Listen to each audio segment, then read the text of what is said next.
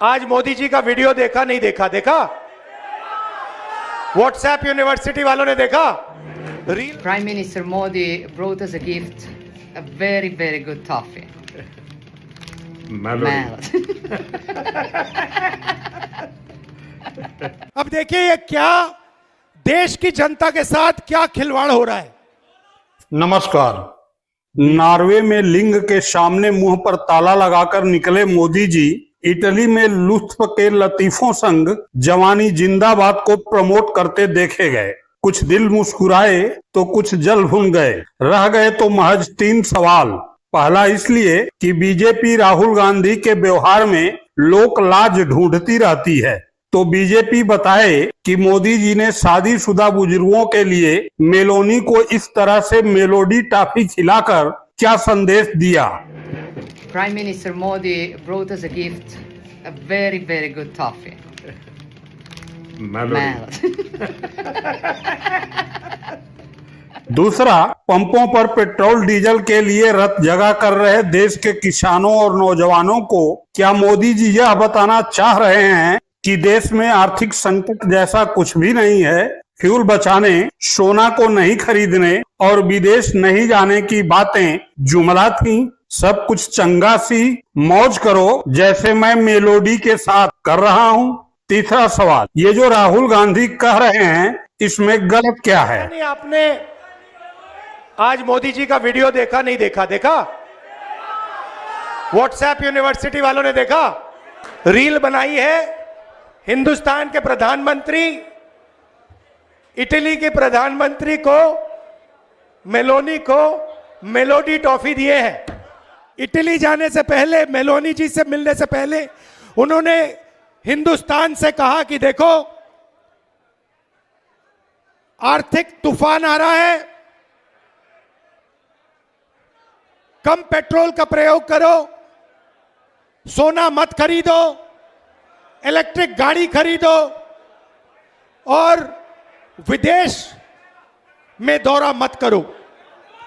और फिर उसी के एक दिन बाद 3-4 हजार करोड़ रुपए के हवाई जहाज में नरेंद्र मोदी घुसे, इटली की ओर गए, जेब में टॉफी ले गए और वहां की प्राइम मिनिस्टर को उन्होंने मेलोडी टॉफी खिलाई। अब देखिए ये क्या देश की जनता के साथ क्या खिलवाड़ हो रहा है। मतलब देश में पेट्रोल की कमी, गैस की कमी, बिजनेस बंद हो रहे हैं, फैक्ट्रियां बंद हो रही हैं, महंगाई बढ़ती जा रही है, किसानों को खाद नहीं मिलेगी, पूरा का पूरा इंडस्ट्रियल सिस्टम हिलेगा। समय आने वाला है। ईरान ने, अमेरिका और ईरान की लड़ाई हुई, उसने हॉर्मुज को बंद कर दिया। 20% तेल मार्केट से हट गया और नरेंद्र मोदी एकदम मेलोनी जी के पास जाते हैं, उनको टॉफी खिलाते हैं और ऐसे रील बनाते हैं। नोटबंदी के बाद नरेंद्र मोदी ने रोते हुए कहा था, मुझे फांसी पे चढ़वा देना अगर काला धन खत्म नहीं हुआ। याद है आपको? रोते हुए कहा था। कोविड के समय लॉकडाउन कर दिया, मजदूरों को मरवा दिया, किसानों को खत्म कर दिया। हाथ जोड़ के रोते हुए कहा, मुझे फांसी पे चढ़ा दो, मुझे फांसी पे चढ़ा दो। फिर से हाथ जोड़ने का टाइम आ रहा है, फिर से रोने का टाइम आ रहा है, फिर से हाथ जोड़ने का टाइम आ रहा है। आर्थिक तूफान आ रहा है और ऐसा तूफान आ रहा है जो हिंदुस्तान ने पहले नहीं देखा है। क्यों?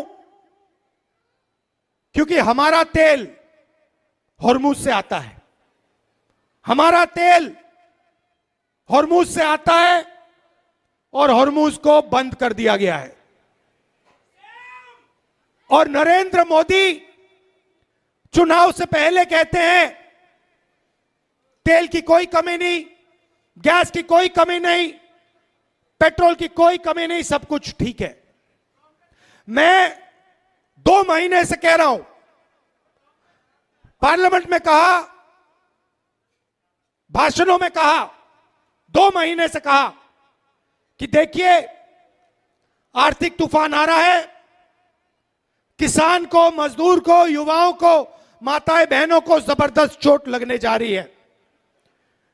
बीजेपी वाले मेरा मजाक उड़ाते हैं। नरेंद्र मोदी ने जो करना था पिछले 3 महीने में, जो आपकी प्रोटेक्शन करनी थी, जो दीवार, आर्थिक दीवार खड़ी करनी थी आपके लिए, वो उन्होंने नहीं की।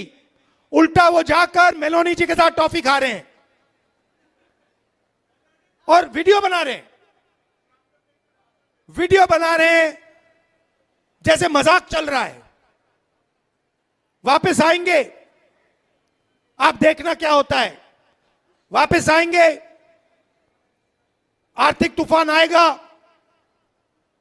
गरीब लोगों को चोट लगेगी, किसानों को खाद नहीं मिलेगी, पेट्रोल डीजल के दाम आसमान तक पहुंच जाएंगे, महंगाई बढ़ेगी। उसके बाद नरेंद्र मोदी हाथ जोड़ेंगे, कहेंगे भाइयों और बहनों मुझे फांसी पर चढ़वा दो। रोएंगे, कहेंगे मेरी गलती नहीं है, अगर मेरी गलती है तो मुझे फांसी पे चढ़ा दो, कहेंगे। आप देखना उन्होंने क्या किया है पिछले 12 साल में। देश की रक्षा हमारा संविधान करता है, हमारी संस्थाएं करती हैं, हमारे इंस्टीट्यूशंस करते हैं, इलेक्शन कमीशन करता है। मैंने मीडिया के बारे में मजाक उड़ाया, मगर इनकी जिम्मेदारी लोकतंत्र की रक्षा करने की होती है।